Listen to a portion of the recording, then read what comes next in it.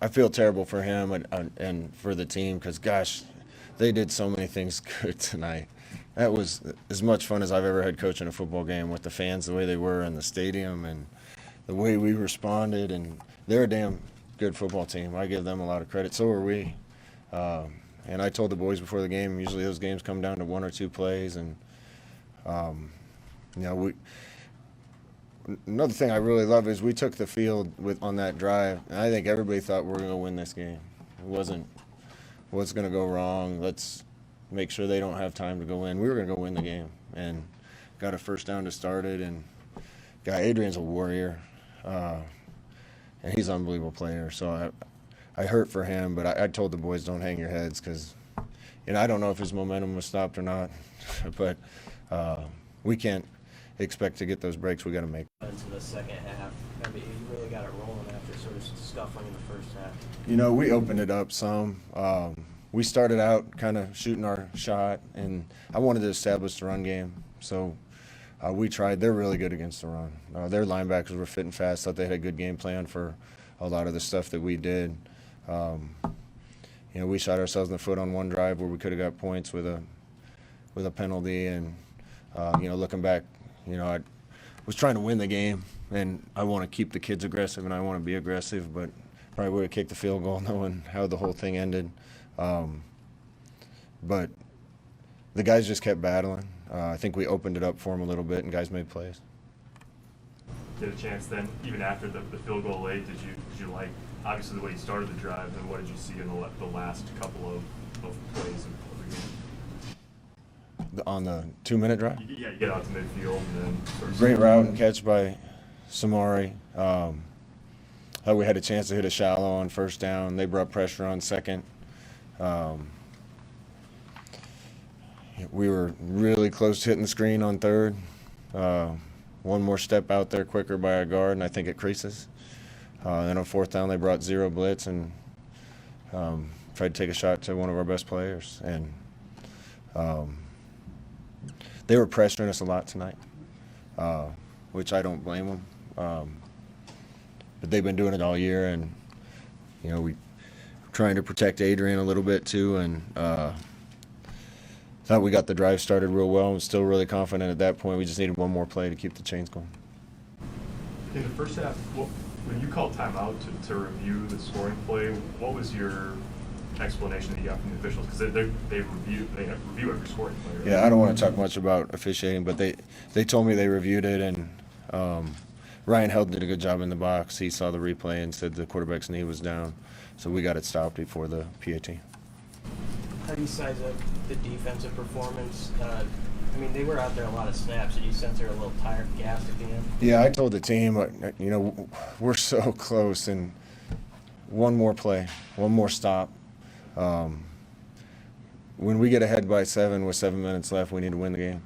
I think it hurt the defense a little bit. We scored so fast in the third quarter that the defense was out there a long time, and I don't know if they were a little worn out at the end of the game. In these type of physical games, you get beat down a little bit, and we wanted to be ahead through that type period so we could keep our offense on the field and their defense on the field, and we hit some big plays, and our defense was out there a long time. So proud of these guys, and gosh, that was fun with the environment and the fans, and as bad as I want this to work for our coaching staff, I want it to work more for the players and for the state, and we got a really good team. I'm so proud of them. What was you thinking on the first drive of the night and the importance to get a touchdown? Yeah, I didn't think we were going to win the game with field goals. We've been really good in the red zone on the 1 and 2 yard line with some of the stuff we've designed. They did a good job taking that away. They had a guy wide. I thought about calling timeout, thought we could still get him cracked, and the guy on him came off, and still thought we might have been able to bust it up in there and get it. But, I